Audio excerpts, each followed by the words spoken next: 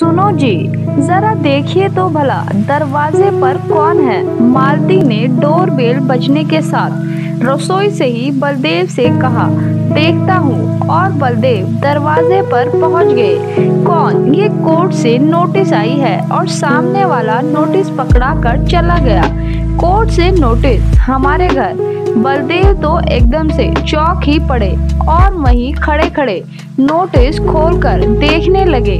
और जैसे ही नोटिस पढ़ा, आंखों के आगे अंधेरा सा छाने लगा। भरी ठंड में भी पूरा शरीर पसीने से नहा गया।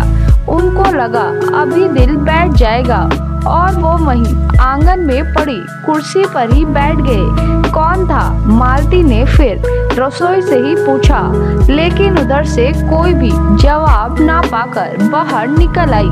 क्या हुआ? क्यों इतना परेशान हो गए तुम? मालती ने बलदेव को इतना परेशान देखकर कहा। और तब तक घर से ही ऑफिस का काम करने वाला बेटा शशांक भी मालती की घबराहट भरी आवाज सुनकर आ गया। लो, खुद ही पढ़कर देख लो। ये कहते हुए बलदेव ने मालती की तरफ नोटिस बढ़ा दिया। तुम ही पढ़कर बताओ कि आखिर इसमें क्या लिखा है। जो मेरे कलेजे में ठंडक पड़ने लगी, क्योंकि मैंने चश्मा नहीं लगा रखा। मालती तो अब सीरियस ही हो गई। पापा बताइए ना कि आखिर नोटिस किसने भेजा है और क्यों? अब तो शशांक से भी नहीं रहा जा रहा था। बेटा सुरभि, शशांक की पत्नी ने ये तलाक का नोटिस भेजा है। ये देखो। बलदेव ने इस बार नोटिस शशांक की तरफ बढ़ा दिया। क्या पापा? अब तो शशांक को भी लगा जैसे उसके पैरों तले जमीन खिसक गई। हाँ बेटा, लेकिन पापा सुरभि इतना बड़ा निर्णय कैसे ले सकती है?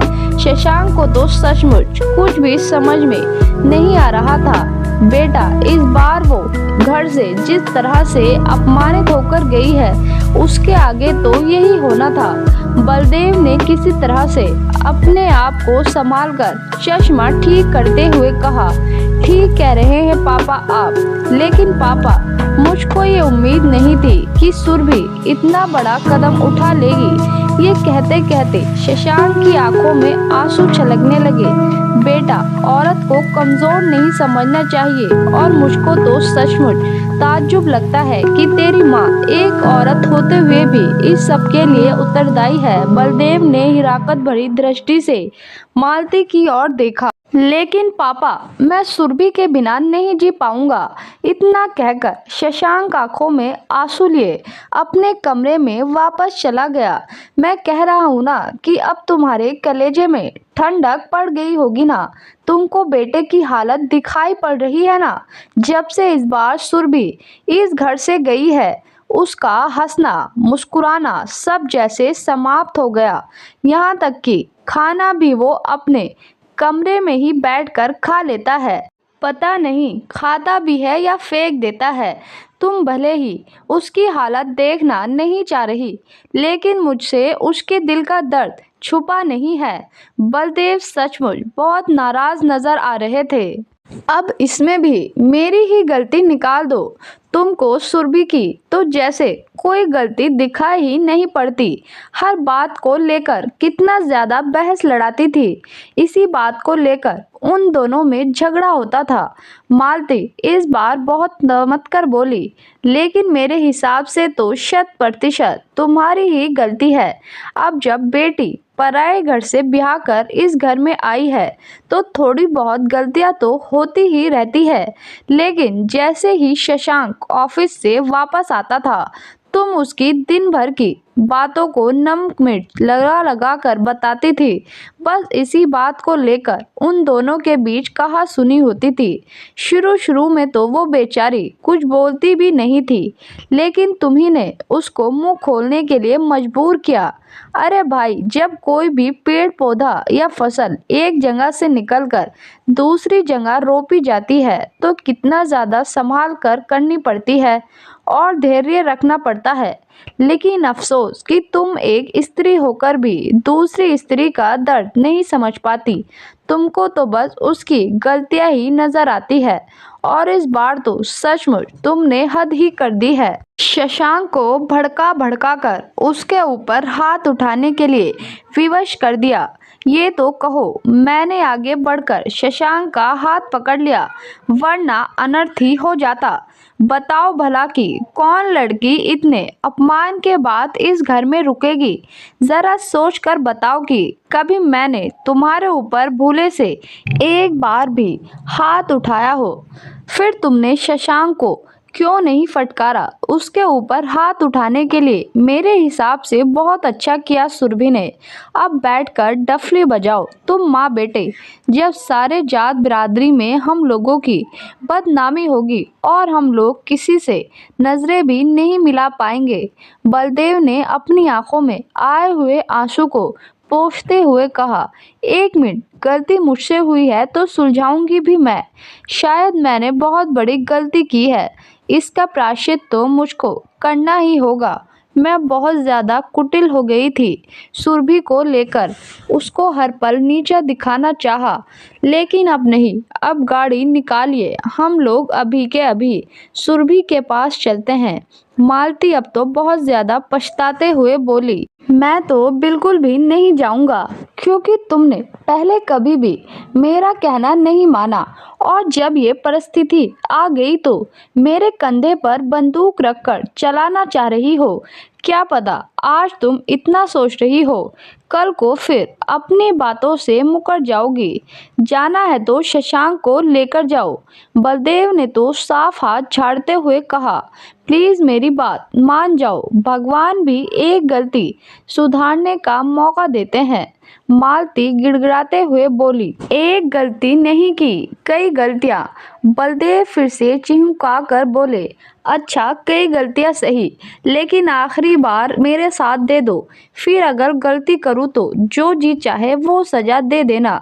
शायद मालती बहुत ज्यादा पश्चाताप की आग में जल रही थी, क्योंकि महसूस तो वो भी शशांक की हालत को कर रही थी।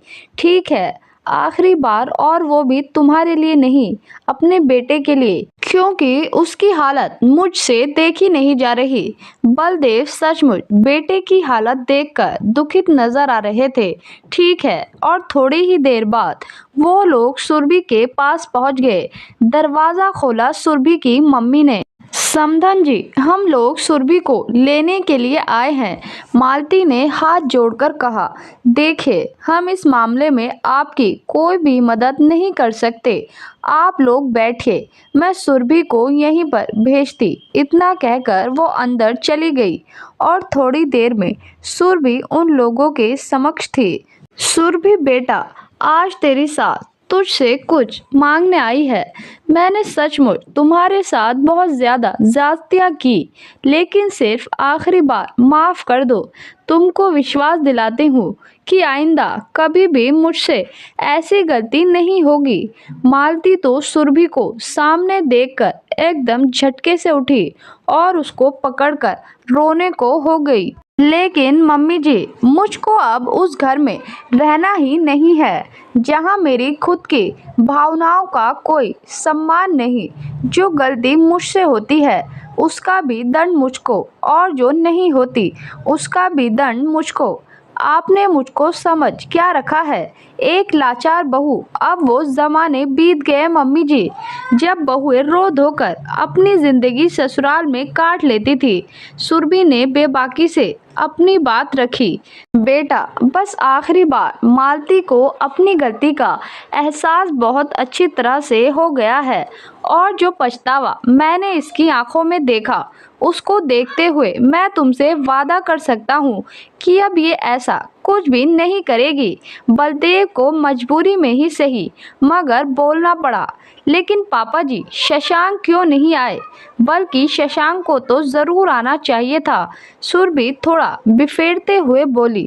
बेटा, शशांक बाहर गाड़ी में बैठा है, उसकी तो हिम्मत ही नहीं पड़ रही अंदर आने की। जब से उसने तलाक का नाम सुना है, तब से एकदम गुमसुम सा हो गया है। मैं अभी उसको जबरदस्ती बुलाकर लाता हूँ। बलदेव बाहर जाकर शशांक को बुला लाए। प्लीज सुरभि, मुझको माफ कर दो। मैंने बहुत ही गलत किया तुम्हारे साथ, लेकिन मैं कसम खाकर कहता हूँ कि आज के बाद अगर धोखे से भी मुझसे कोई गलती हो तो तुम एक भी पल देर किए बिना मुझको हमेशा हमेशा के लिए छोड़ देना। शशांक घुटनों के बल बैठकर सुरभि का हाथ पकड़कर रोते हुए बोला, ठीक है शशांक। आखिरी बार सुरभि ने शशांक के कंधों को पकड़कर उठा लिया।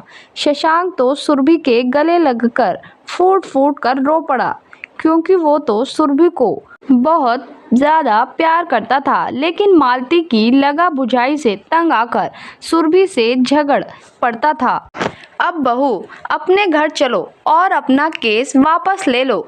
अब से मैं तुम्हारी सास नहीं बल्कि एक माँ बनकर दिखाऊंगी। मालती ने सुरभि का हाथ पकड़कर कहा और थोड़ी ही देर में सुरभि उन लोगों के साथ चल पड़ी, क्योंकि तलाक तो वो भी शशांक को नहीं देना चाहती थी, क्योंकि प्यार वो भी बेइंतहा करती थी शशांक से। लेकिन अपना सम्मान बचाए रखने के लिए एक झटका देना भी बहुत ज़रूरी था। मालती ने घर पहुंचकर आज दोबारा सुरभि की आरती उतारने के साथ साथ उसके साथ बहुत ही प्यार से व्यवहार करने का वादा किया। खैर, समय अपनी गति से चल रहा था और सचमुच मालती ने जो कहा उस पर चलकर दिखाया। अब तो सुरभि को भी कोई शिकायत नहीं रही। समय के साथ उसकी गोद में एक नन्ही मुन्नी परी भी आ गई। पूरा परिवार में स्नेह का वातावरण बन गया। दोस्तों, आपको कहानी कैसी लगी कमेंट बॉक्स में ज़रूर बताएं।